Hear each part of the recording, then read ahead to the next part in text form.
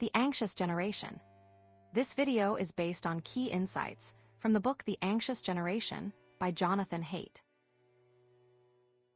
Introduction: Growing Up on Mars. In today's society, childhood mental health has taken a big hit, much like a ball bouncing too high and then crashing down hard. Jonathan Haidt explores how modern life, especially the way we use technology, has changed everything for kids growing up now, often dubbed Generation Z. These kids have grown up surrounded by screens, from smartphones to social media, which can feel like a whole new world where everything happens a bit differently than in the past. Take smartphones, for example. They're like tiny magic wands that fit perfectly in kids' pockets, offering endless games, apps, and connections to friends across the globe. Yet this constant connectivity can blur the lines between real life and digital life. Imagine a child who spends most of their time scrolling through feeds, instead of playing outside with friends or even reading a book quietly. This shift can leave them feeling lonely even when surrounded by people, because deep connections formed through face-to-face interactions are harder to come by. The pressure to always be seen posting perfect moments online can also make kids feel anxious about their bodies and lives, not measuring up to the curated highlights others share. Social media platforms, like Instagram and TikTok, have become playgrounds where every post feels like a performance. For girls especially, the pressure to look perfect, achieve milestones quickly, and gain instant validation through likes and followers can be overwhelming. It's akin to constantly comparing yourselves to unrealistic fitness goals or fashion trends, making it hard to feel good about oneself. This pressure often leads to feelings of inadequacy, anxiety, and depression, as kids compare their everyday moments to highlight reels filled with only the best moments of others' lives. Moreover, the way kids interact now often lacks the physical touch and embodied play that helped previous generations build social skills and emotional resilience. Think about how you felt when you scraped your knee while playing tag or learned to share toys. Those moments shaped you in ways digital interactions simply can't replicate. Instead, children today might spend hours texting friends instead of playing sports or joining clubs, missing out on crucial opportunities to learn teamwork, empathy, and overcoming challenges together. Overprotective parenting adds another layer to this complex issue. Adults worried about everything from online predators to cyberbullying might shield kids from real-world experiences that are essential for growth. This overprotectiveness can turn into an experience blocker, preventing kids from navigating simple challenges that build confidence and coping skills. It's like never letting a child cross the street alone because you fear something scary might happen, even though crossing safely teaches independence and trust in their abilities. Jonathan Haidt argues that these changes have collectively contributed to a generation feeling more anxious, isolated, and uncertain about their futures. The fast pace of life, coupled with relentless digital stimulation, can make it hard for young people to relax, reflect, and simply be kids in a natural way. As a result, many find themselves struggling with mental health issues that weren't as prevalent before, highlighting the urgent need for a balanced approach to technology use and real-world engagement for today's children. Chapter 1: The Surge of Suffering. In today's society, smartphones and social media have transformed childhood in ways that deeply affect young people's mental health. Parents across generations are witnessing a dramatic shift in how kids interact, learn, and cope with emotions, often leading to increased anxiety and depression among adolescents. Take, for example, Sarah, a high school student whose life revolves around her smartphone. Every moment feels like she's missing out on something if she's not scrolling through Instagram or playing the latest video game. Her mom worries because Sarah seems withdrawn and often expresses feelings of inadequacy compared to her peers online. This scenario mirrors countless stories where parents feel powerless against the pull of digital worlds.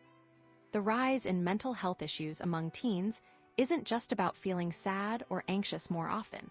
It's about how these feelings consume their daily lives. In the early 2010s, something monumental happened.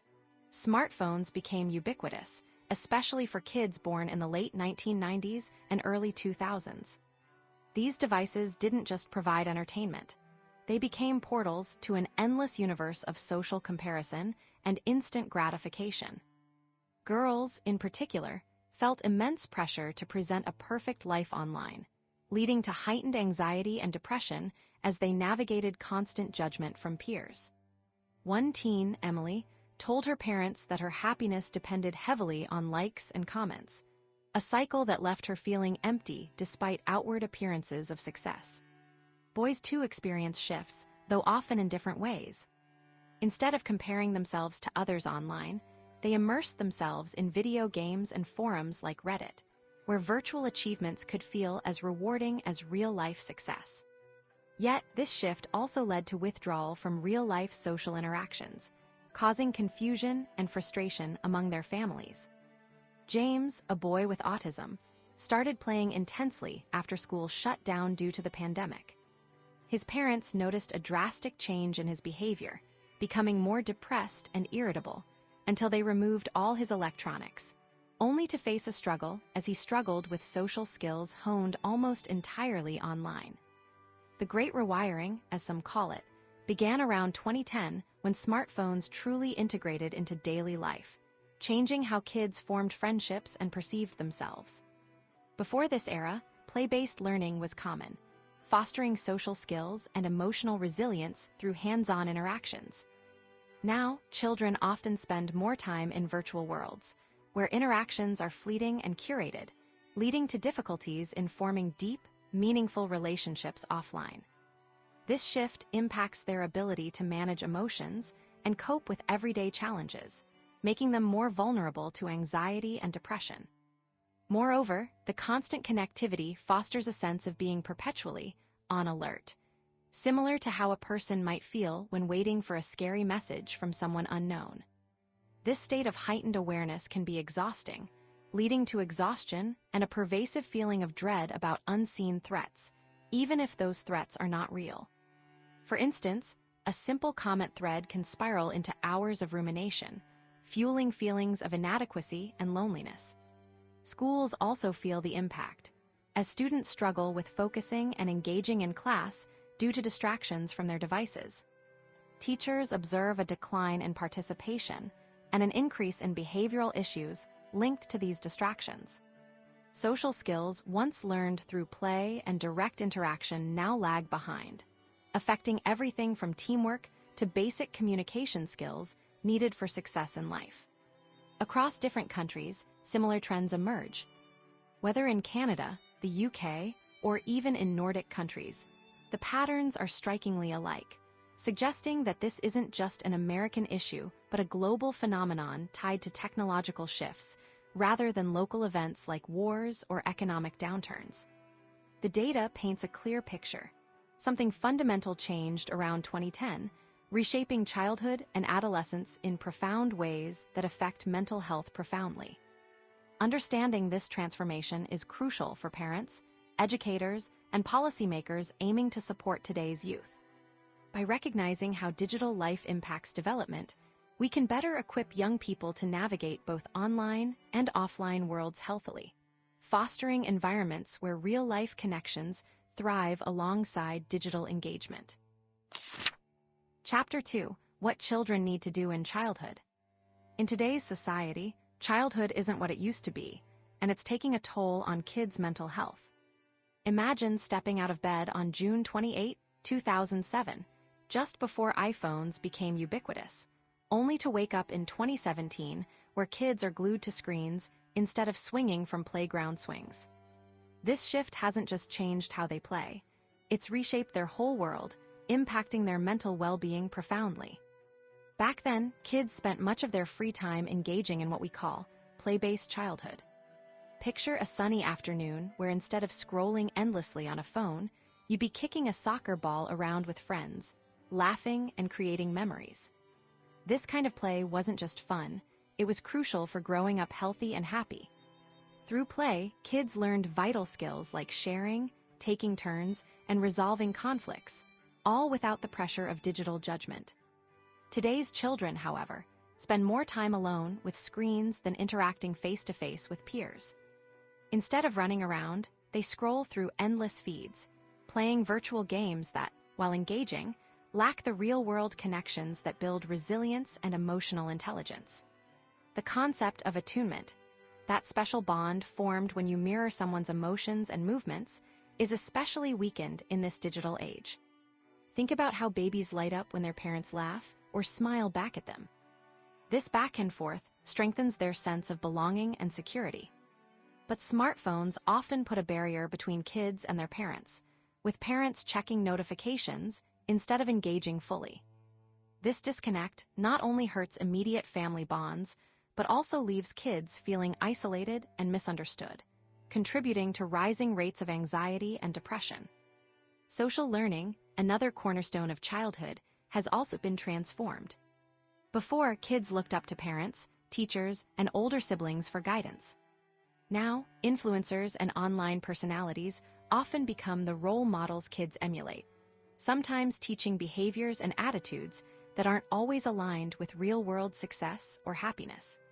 The pressure to conform to online trends can make teens feel inadequate, especially when they see idealized lives that seem impossible to replicate. This constant comparison can lead to feelings of loneliness and low self-esteem, as they struggle to fit into these unrealistic standards set by strangers on screens. Moreover, the timing of these changes coincides with crucial developmental stages known as sensitive periods. During these times, especially around ages 9 to 15, children's brains are incredibly malleable, absorbing experiences that shape their identities and social skills deeply. Yet, during this pivotal puberty era, many adolescents are immersed in digital worlds that offer skewed perspectives on relationships, success, and happiness. The algorithms of social media platforms curate an environment where constant validation through likes and comments can distort genuine emotional connections and self-worth. The impact is evident. More teens today report feelings of anxiety, depression, and a sense of isolation compared to previous generations. Mental health professionals are seeing a surge in cases where excessive screen time and social media use play significant roles. Instead of building robust social skills and emotional resilience through real-life interactions, kids are learning to navigate complex emotions and relationships through a lens heavily influenced by curated online personas. This shift not only affects their mental health, but also their ability to form meaningful connections in the real world, setting them up for challenges in adulthood. In essence, today's children are navigating a world where screens often replace the enriching experiences essential for their mental and social development. Understanding these dynamics is crucial for parents, educators, and policymakers to intervene effectively, ensuring that our kids grow up with the tools they need to thrive in both virtual and real worlds. Chapter 3: Discover Mode and the Need for Risky Play. In today's society, childhood mental health has taken a hit, largely due to changes in how kids grow up and interact with the world around them. Jonathan Haidt delves into why this is happening, focusing on the contrasting impacts of real-world play versus the virtual realm on young minds. Jonathan explains that in recent decades, parents have become overly cautious about their children's safety, especially online. This shift began in earnest in the 1990s when worries about online dangers skyrocketed, despite real-world risks like crime and accidents decreasing significantly. Parents started spending more time supervising their kids' digital activities, fearing everything from cyberbullying to exposure to inappropriate content. Meanwhile, they allowed less freedom in the physical world, limiting children's chances to explore and learn through risky play. This imbalance has contributed to a rise in anxiety and other mental health issues among younger generations. For instance, consider how playgrounds used to be bustling hubs of adventure and risk-taking, where children climbed trees, swung wildly on swings, and engaged in rough-and-tumble games that fostered resilience and confidence. Today, however, many playgrounds are overly safe, with equipment designed to minimize injuries rather than challenge kids physically and mentally. This change means children miss out on crucial experiences that help build their ability to handle challenges and setbacks, essential skills for mental toughness. Jonathan points out that children are naturally antifragile, meaning they thrive when exposed to manageable risks. These risks help them grow stronger emotionally and socially. Falling down while learning to ride a bike, for example, isn't just about physical bruises. It teaches kids to manage fear and bounce back from failures. Such experiences aren't easily replicated in the digital world, where interactions are often sanitized and conflicts are resolved with a few clicks. Online environments lack the tangible, immediate feedback loop that real-world play provides, leaving kids less prepared to handle the complexities of life. Moreover, the concept of safetyism has crept into parenting and education, leading to an overemphasis on shielding children from any potential negative emotion or experience. Schools and homes now often create environments where children are shielded from even minor disappointments, fostering a culture where kids might struggle with basic emotional regulation and resilience. This overprotection can push children into a constant defend mode, always on guard against imagined threats rather than embracing new adventures. Jonathan also notes that the attachment system, crucial for a child's psychological development, thrives when there's a balance between exploration and security. When children have a dependable, secure base, like a parent or guardian who offers comfort, they feel safe enough to venture out and learn. However, overly anxious parenting can keep children too close to this base, preventing them from developing the independence and confidence needed to navigate life's challenges confidently. In essence, today's society's approach to childhood safety inadvertently creates an environment where kids struggle more with anxiety and mental health issues. By rediscovering the value of unstructured, risky play in the real world and balancing it with thoughtful online engagement, we can help nurture healthier, more resilient young minds ready to face the complexities of adulthood.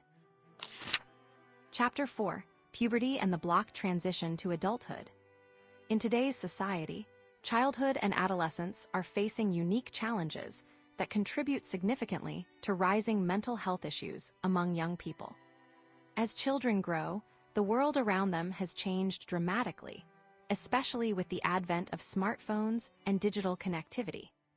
These changes have created an environment where mental health struggles are more prevalent than ever before. During puberty, kids' brains are like sponges, absorbing every experience around them. This critical period demands a mix of varied social interactions, challenges, and real-world experiences to build resilience and mental strength. However, safetyism, a heightened focus on shielding children from any potential harm, has become pervasive. Parents and educators often avoid letting kids take risks, fearing minor setbacks could lead to severe emotional pain. This overprotection limits opportunities for children to face and overcome everyday challenges, which are crucial for developing coping skills and emotional maturity. Smartphones have amplified this issue by flooding young minds with a constant stream of digital interactions that often lack the depth and complexity of real-life encounters. While smartphones offer endless knowledge and connections, they also trap kids in a virtual world where face-to-face communication skills atrophy. Imagine swapping out your favorite games with hours spent scrolling through feeds. This shift can make it hard for teens to navigate the nuances of human relationships and understand nonverbal cues, skills vital for mental well-being and social success. Take, for instance, the case of Jamie, a bright teenager who spends most of her time on social media platforms. Instead of joining her school's drama club or sports teams, Jamie finds herself comparing her life to filtered highlights of others online, leading to feelings of inadequacy and anxiety. This constant comparison and the pressure to maintain an idealized online persona can be exhausting and mentally draining, contributing to conditions like depression and anxiety disorders. Moreover, the lack of structured rites of passage in modern society exacerbates these issues. Traditionally, rites like coming-of-age ceremonies or graduation events provided clear milestones that marked transitions into new roles and responsibilities. Today, without these communal milestones, adolescents often feel adrift, unsure of how to navigate the shift from childhood to adulthood. This ambiguity can lead to confusion and emotional distress, as teens struggle to find their place in a world that seems less clearly defined by age-appropriate norms. Consider the impact of losing milestones like getting a driver's license or celebrating significant birthdays with new freedoms. Instead of these rights guiding young people through gradual steps toward independence, they might feel bombarded with unfettered access to the internet and smartphones without any clear roadmap for growing up responsibly. This disconnect can make it harder for them to develop the confidence needed to manage stress and adversity effectively. The digital world, while offering incredible resources, also exposes kids to a whirlwind of information and pressures that can overwhelm them. Cyberbullying, for example, is a real threat that thrives in the anonymous online space, causing deep emotional wounds that can haunt adolescents for years. Additionally, the instant gratification provided by social media can distort expectations about achievement and success, leading to feelings of constant inadequacy and low self-esteem. In essence, today's society, with its emphasis on safetyism and digital immersion, inadvertently sets the stage for heightened mental health challenges among youth.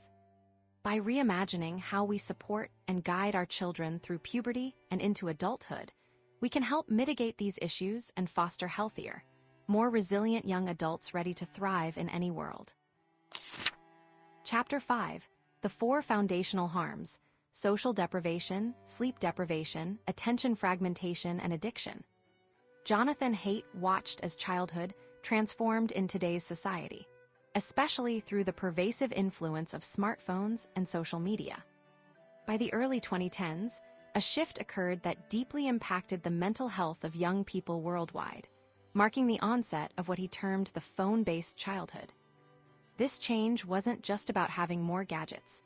It fundamentally altered how kids interacted with the world around them, leading to significant challenges in mental health. One of the core issues was social deprivation. Before smartphones, children spent quality time playing face-to-face with friends, developing crucial social skills and emotional bonds. However, with smartphones came a constant distraction, pulling kids into digital worlds where interactions felt less authentic. A survey revealed that among younger teens, time spent with friends dropped dramatically once smartphones became ubiquitous. This loss of real-life interaction led to increased feelings of loneliness and isolation, even when kids were surrounded by peers online. For instance, a Canadian college student shared their experience. "I find myself in rooms full of silent screens, no one speaking openly, everyone absorbed in their devices, creating a deep sense of isolation." Another critical harm was sleep deprivation.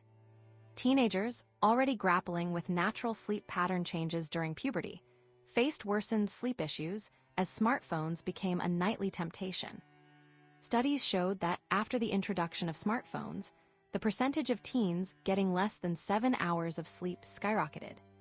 Poor sleep affected everything from mood regulation to cognitive functions like concentration and memory. Adolescents who lacked adequate sleep were more prone to irritability, anxiety, and depression. This disruption in sleep patterns was linked directly to the rise in mental health disorders among youth.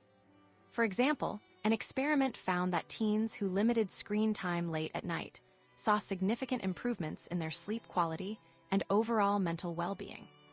Attention fragmentation became another hallmark issue. The endless notifications and constant switching between apps left young minds perpetually divided. Adolescents struggled to focus on tasks for more than a few minutes without being pulled back to their devices. This fragmentation hindered the development of crucial executive functions, such as self-control and sustained attention, abilities vital for navigating life's challenges. A study demonstrated that even the mere presence of a phone, visible in a student's pocket, impaired cognitive performance in tasks requiring deep focus.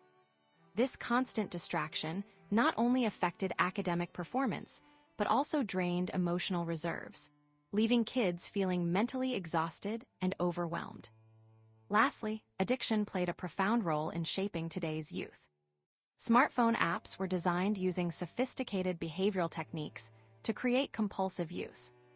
Notifications and variable rewards kept kids coming back repeatedly, mimicking the feeling of addiction seen in behaviors like gambling or excessive gaming. Adolescents, especially those in puberty with developing brains, were particularly vulnerable. A researcher noted that teens who heavily used social media often showed stronger signs of ADHD symptoms later on, suggesting that excessive screen time might exacerbate existing attentional issues or create new ones. The withdrawal symptoms experienced by heavy users mirrored those seen in traditional substance addictions, highlighting the serious impact on mental health and daily functioning. All these factors combined to create a perfect storm affecting childhood mental health. The shift from a play-based childhood to a phone-based one exposed young minds to unprecedented levels of stress, isolation, disrupted sleep, fragmented attention, and addictive behaviors. As society grapples with these challenges, it becomes clear that protecting and nurturing mental health in today's digitally driven world requires thoughtful interventions and guidelines to ensure children can grow healthy and resilient amidst the constant digital distractions. Chapter 6: Why Social Media Harms Girls More Than Boys. In today's society, where smartphones and social media dominate childhood experiences, the mental health of young girls has become increasingly vulnerable. Take Alexis Spence, for instance, who grew up surrounded by technology. Starting with a simple iPad at age 10, she quickly became entangled in Instagram by her early teens, despite her parents' efforts to limit screen time. Alexis' story is sadly common. Many girls find themselves drawn into a digital world that exacerbates feelings of inadequacy and isolation, ultimately leading to serious mental health issues like depression and eating disorders. Social media platforms like Instagram and TikTok are designed to keep users engaged for longer periods, often at the expense of real-world interactions. For girls, who naturally gravitate toward these platforms due to their communal nature, this can mean constant exposure to idealized images and lifestyles that set unrealistic standards. The pressure to look perfect, reflected through filters and edited posts, can plunge a girl's self-esteem into a deep slump. Alexis' journal entry, filled with words like worthless and stupid, illustrates the harsh self-judgment that can ensue from relentless comparison. Moreover, social media amplifies relational aggression, meanness that targets friendships and social standing rather than physical confrontations. Girls are particularly susceptible to this form of bullying because their sense of self is often tied closely to their social environment. Bullying via social media can spread quickly, through comments and whispers among friends, pushing girls into deeper despair. The anonymity online allows bullies to persist relentlessly, making these digital spaces feel like a never-ending onslaught of negativity. Emotions run high on social media, and girls tend to share their feelings openly, creating a perfect environment for mental illnesses to spread like wildfire. A study noted that depression spreads easily among girls through their tight-knit social networks once they move online. This contagion effect can turn isolated feelings of sadness into widespread epidemics of mental health struggles. For example, hashtags like mental health and trauma garner billions of views, indicating how these issues become communal conversations that sometimes distort reality into exaggerated performances of distress. Sexual predation is another looming threat in the digital realm, especially for young girls. Adults and peers often exploit the platforms for inappropriate interactions, from unwanted messages to pressured sharing of intimate photos. This constant vigilance against exploitation forces many girls into a constant state of defense, further straining their mental well-being. The pressure to maintain a positive online persona while shielding oneself from harm creates an exhausting balancing act. Lastly, the sheer volume of social connections fostered by social media often diminishes the quality of genuine friendships. Instead of forming deep bonds with a few close friends, girls find themselves navigating through hundreds of virtual relationships that offer little emotional depth or support. This shift from meaningful interactions to fleeting digital engagements leaves many feeling isolated despite being constantly connected. In essence, today's society, through its pervasive influence of social media, creates a landscape where childhood mental illness thrives, particularly among girls who are uniquely impacted by the pressures of constant comparison, relational bullying, emotional contagion, sexual predation, and superficial social connections. Understanding these dynamics is crucial for addressing the growing crisis of adolescent mental health in our digital age. Chapter 7: What is happening to boys? Jonathan Haidt observes that today's society is profoundly shaping childhood mental health in ways that are deeply concerning for young boys and girls alike. In an era where digital devices dominate daily life, children are experiencing unprecedented levels of mental health challenges that were less common in the past. Take, for instance, the case of Alex, a bright 8th grader who found himself increasingly isolated in his room, engrossed in a virtual world of video games and social media. Once, Alex enjoyed playing soccer with friends and exploring nature. But now, hours each day are spent scrolling through feeds and battling virtual foes, leaving little room for real-world friendships and adventures. This shift mirrors a broader trend where boys, especially, are withdrawing from the physical world and immersing themselves in digital realms, leading to a troubling rise in anxiety and depression. The digital landscape offers endless stimulation, but it often lacks the meaningful connections and physical challenges that build resilience and social skills crucial for growing up. Boys, in particular, thrive on risk-taking and social interactions that come with physical activities like sports or outdoor play. However, today's safety-conscious culture, coupled with relentless digital distractions, strips away these essential experiences. As a result, young boys like Alex find themselves grappling with feelings of purposelessness and fear of failure, often questioning if they can succeed in life's real challenges. Moreover, pornography readily available online poses unique challenges for developing minds. Adolescents are bombarded with images that distort realistic expectations of relationships and intimacy, making it harder for them to navigate genuine connections later on. This exposure can lead to decreased interest in real-life relationships and heightened anxiety about sexual interactions. Studies show that frequent consumption of hardcore porn can affect how boys perceive real-world partners, often leading to disappointment and dissatisfaction when confronted with the complexities of authentic intimacy. Video games, while offering cognitive benefits, also contribute significantly to this trend. Although games can enhance certain skills like strategic thinking and coordination, they often replace vital social interactions and physical activities vital for emotional development. Boys who spend excessive time gaming may miss out on forming deep, lasting friendships and learning to manage risks in real life. The addictive nature of some games can lead to neglect of responsibilities, poor physical health, and heightened feelings of isolation. The feeling of drifting through countless online networks without genuine roots or long-term commitments exacerbates this issue. Young people today grow up in environments where friendships are fleeting and relationships lack depth. This transient nature of connections contributes to a pervasive sense of anomie, a feeling of aimlessness and disconnection from meaningful community ties. It's as if they are navigating a world without stable rules or anchors, leaving many feeling lost and directionless. Even as society celebrates the connectivity offered by technology, it overlooks the quality of these connections. The endless scrolling, constant notifications, and pressure to maintain a perfect online persona take a toll on mental well-being. Adolescents like Sarah, who once thrived in local clubs and community events, now finds herself trapped in a cycle of comparing her life to curated highlights online, leading to increased anxiety and depression.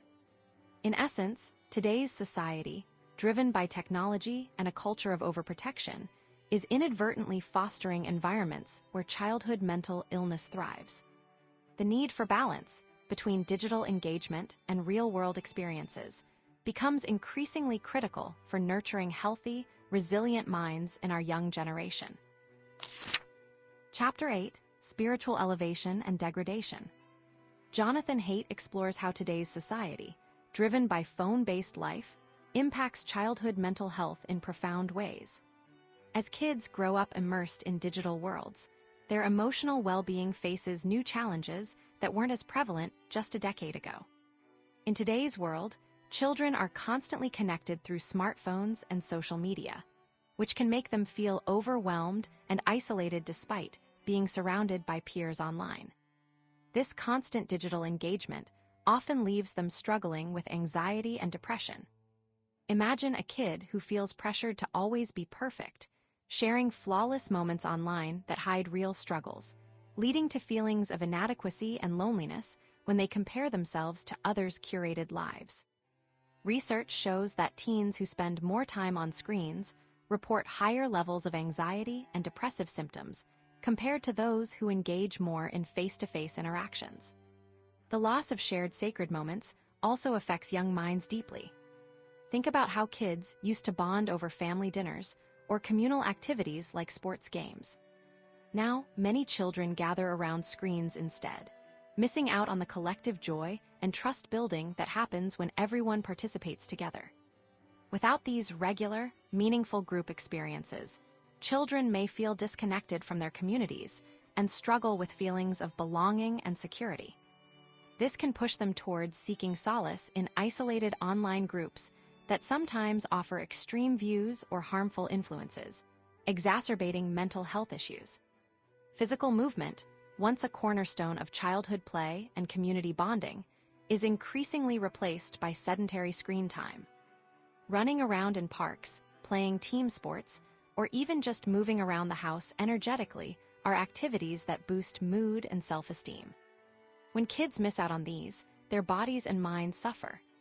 Exercise releases endorphins that naturally improve mood and reduce stress, but screens keep them still, affecting their overall happiness and resilience against mental health problems. The inability to find awe in nature further compounds these issues. Children are growing up with less exposure to the beauty of the natural world, which can be incredibly therapeutic and uplifting. Instead, they often capture fleeting moments through their phones rather than truly experiencing the wonder around them. This disconnect from nature means they miss out on moments that could foster a sense of calm and perspective, crucial for mental health. Studies show that spending time in nature can significantly lower stress levels and enhance emotional well-being, something that smartphones cannot replicate. Moreover, the quick judgment and relentless criticism fostered by social media platforms negatively shape young minds. Kids are bombarded with instant feedback and comparisons, which can lead to harsh self-criticism and difficulty forgiving others or themselves. This constant scrutiny trains them to be more reactive and less forgiving, crucial traits for emotional resilience that are eroded by the fast-paced, judgmental nature of online interactions. In essence, the pervasive influence of phones and screens in modern childhood creates an environment where kids face heightened risks of mental health issues. To counteract this, parents, educators, and communities need to work together to reintroduce elements of shared sacredness, encourage physical activity, foster awe through nature exposure, and teach invaluable life skills like patience and forgiveness.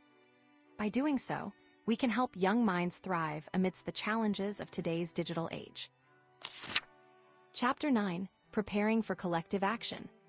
In today's society, childhood mental health is increasingly affected by the rapid integration of smartphones and social media into young lives. Jonathan Haidt observes how this digital shift amplifies collective action problems that trap both kids and adults in unsustainable patterns, ultimately harming mental well-being. Jonathan explains that when kids see peers effortlessly navigating smartphones and social media from a young age, like 11 or even younger, they feel immense pressure to join in, fearing they'll be left out or ridiculed otherwise. This fear, Alexis Spence highlighted, drives kids to desperately seek Instagram accounts despite parental objections. The ripple effect is palpable. As some kids get these devices, others feel compelled to follow suit, creating a cycle where everyone ends up with smartphones, often leading to a decline in mental health due to constant digital engagement and social comparison. One striking example is the rise in anxiety and depression among teenagers. Studies show that excessive screen time correlates with heightened feelings of loneliness and inadequacy. In a community where every child seems glued to their phones, the sense of genuine connection and play diminishes, leaving kids feeling isolated and less resilient. Parents, too, find themselves caught in this web, fearing their children's social exclusion if they don't provide smartphones, even though they might worry about their kids' mental health. To combat these issues, collective action becomes crucial. Jonathan outlines several strategies. Voluntary coordination among parents can make a huge difference. Groups like Wait Until 8th encourage parents to unite and pledge not to give their children smartphones until a later age, say 8th grade. This solidarity helps ease the social pressure and allows kids to engage more in traditional play and social interactions, fostering healthier mental development. Social norms play a pivotal role too. Communities can shift perceptions, moving away from viewing early smartphone use as a necessary rite of passage towards seeing early childhood as a time for exploration and play without constant digital distractions. For instance, normalizing the idea of kids playing unsupervised in parks or engaging in outdoor activities can significantly boost their mental health and self-esteem. Technological solutions also offer hope. Innovations like age verification tools that rigorously check user ages or simpler phones designed specifically for younger users can reduce the temptation for underage access and misuse. Schools adopting policies like phone lockers during class hours can further support this shift by creating spaces where digital distractions are minimized, encouraging more meaningful interactions and activities. Legislation can provide a safety net too. Laws requiring strict age verification for social media platforms or clarifying neglect laws to protect parents who encourage independence can protect kids from the negative impacts of early digital engagement. These measures aim to create a balanced environment where children's mental health isn't compromised by societal pressures to constantly connect digitally. Jonathan stresses the importance of acknowledging that every child and family is unique, and solutions should be adaptable. He encourages readers to innovate and personalize strategies while staying informed about new research and ideas. Despite the challenges posed by political polarization, focusing on protecting children from online harms can unite people across different political lines, making strides towards healthier childhoods and better mental health outcomes. Chapter 10: What Governments and Tech Companies Can Do Now. In today's society, kids are growing up in a world dominated by screens and endless digital content, which significantly impacts their mental health. Social media giants like Instagram and TikTok are designed to capture and hold onto young minds, exploiting psychological vulnerabilities to keep children glued to their devices for hours on end. Tristan Harris, a tech ethicist, warns that these platforms are part of a fierce competition to drain our kids' attention, using tricks like endless scrolling and instant feedback loops that trigger dopamine rushes whenever someone likes a post. This relentless pursuit of attention creates a mental health crisis, especially among teenagers who feel pressured to constantly validate themselves through likes and comments. Imagine a child spending most of their free time scrolling through feeds that promise endless fun, but actually leave them feeling empty and anxious. The constant comparison with peers online can make real-life friendships seem trivial by comparison, leading to feelings of isolation and low self-esteem. Governments have a crucial role to play in addressing this issue. In the UK, laws like the Age-Appropriate Design Code, AADC, mandate that tech companies prioritize children's well-being by setting privacy defaults to the highest level and ensuring clear parental controls. This kind of regulation could be a model for the US, where outdated laws like COPPA keep the minimum internet age at 13. far too young considering adolescent brain development and vulnerability to online manipulation. Raising the legal age of internet adulthood to 16 would align better with developmental stages and mental health needs. At 16, teenagers begin to show more maturity and responsibility, but still require protection from harmful digital environments. Companies could implement better age verification methods, such as quick, anonymous checks that parents can set up for their children's devices, ensuring that kids under a certain age can't access age-restricted content without parental consent. This shared responsibility between parents and tech firms could significantly mitigate the negative impacts of excessive screen time. Conversely, real-world experiences are suffering due to overprotective laws that penalize parents for giving children even minimal freedom. Imagine a mom getting arrested for letting her child play at a neighborhood park because a passerby flagged it as neglect. Such overreactions push parents towards oversupervision, limiting kids' natural development and social skills. States like Utah have begun to amend these laws with Reasonable Childhood Independence Acts, clarifying that parents should not be penalized for providing reasonable independence suited to their child's age. This shift would allow more playtime and freedom outside, crucial for mental health and social growth. Schools also play a pivotal role. By cutting back on academic pressure and increasing playtime, educators can help reduce anxiety and stress. Instead of cramming schedules with endless tests and homework, schools could create more spaces for unstructured play, which has been shown to boost creativity, resilience, and emotional well-being. Imagine recess areas transformed into vibrant spaces where kids can engage in imaginative games and social interactions, fostering skills they need to thrive in life beyond screens. Urban planners and policymakers must also rethink how cities are designed to be more kid-friendly. Creating safe sidewalks, playgrounds, and mixed-use zones where kids can easily explore without constant adult supervision encourages face-to-face interactions and physical activity. Programs like block parties and play streets can turn neighborhoods into lively hubs where children naturally gather, fostering a sense of community and reducing screen time.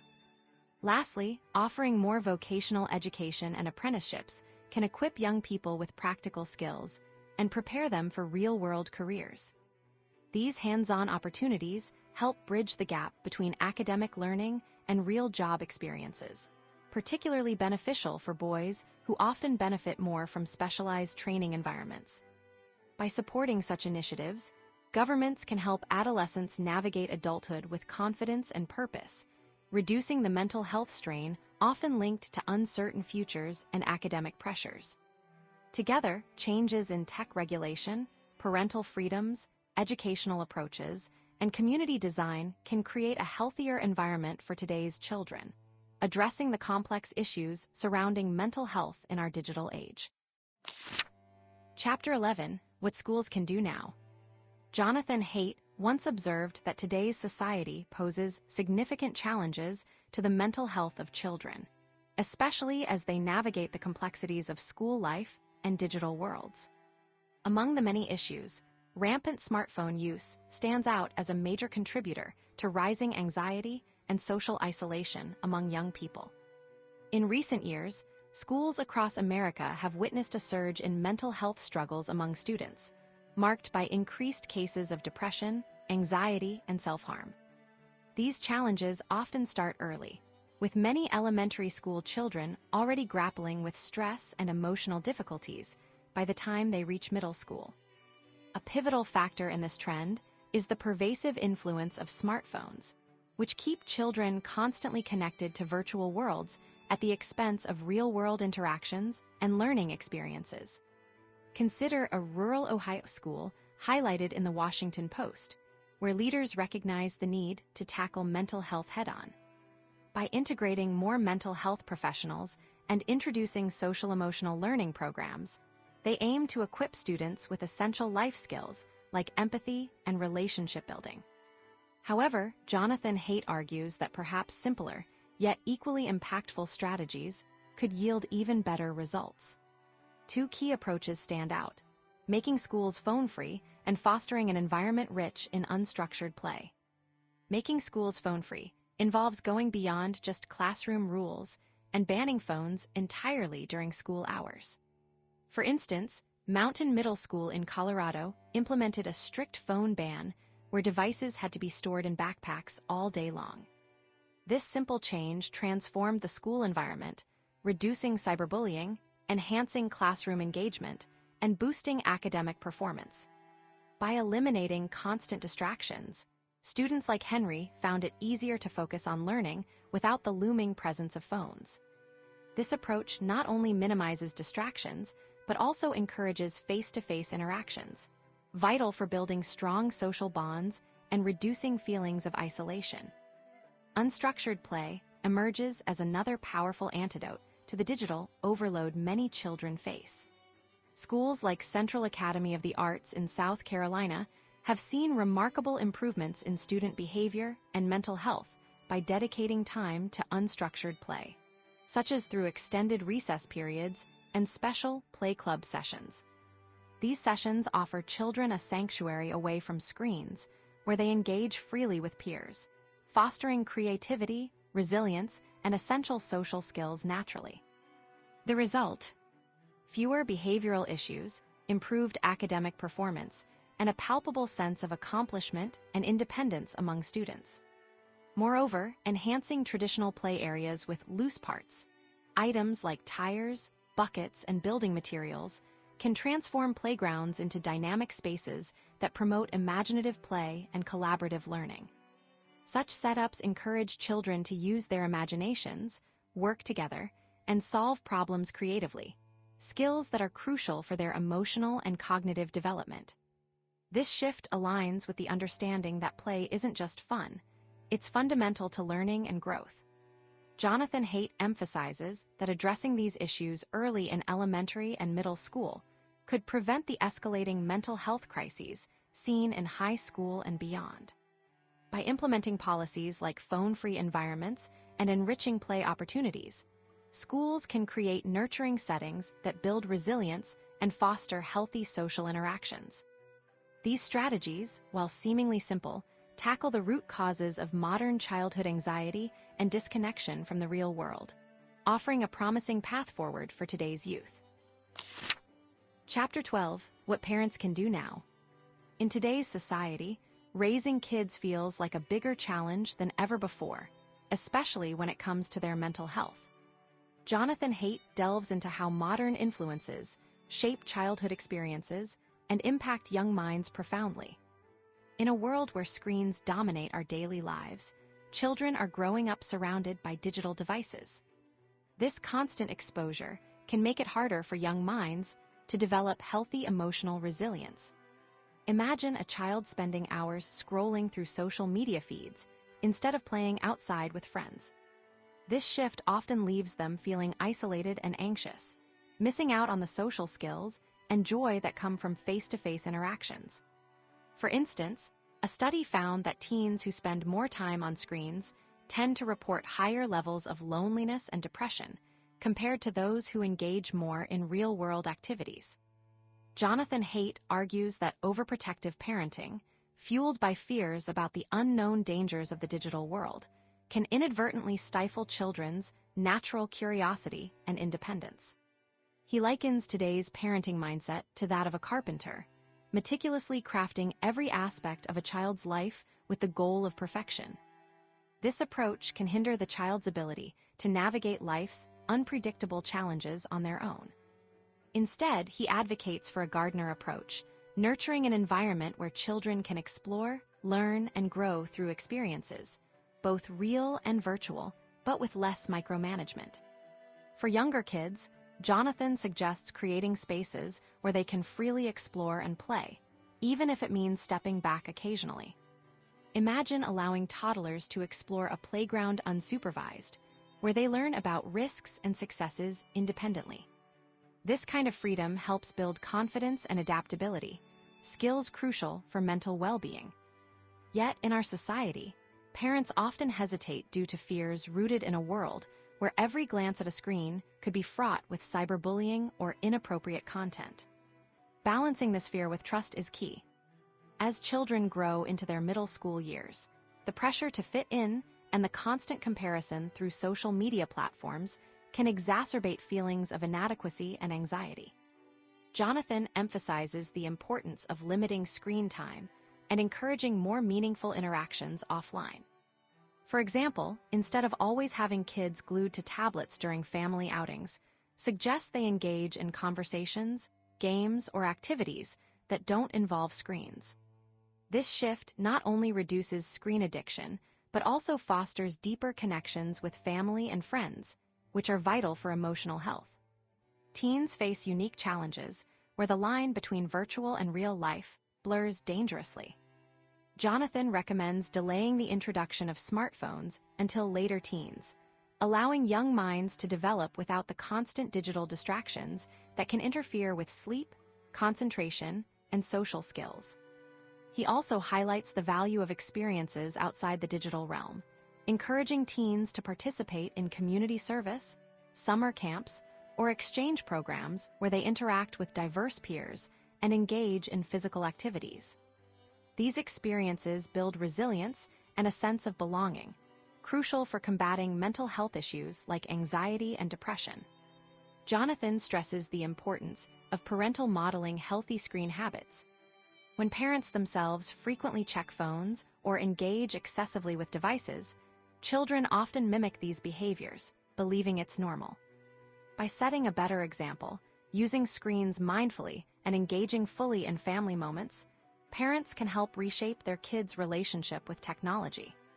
This balanced approach aims to nurture mental strength and emotional health in an era where digital overload threatens to overwhelm young minds.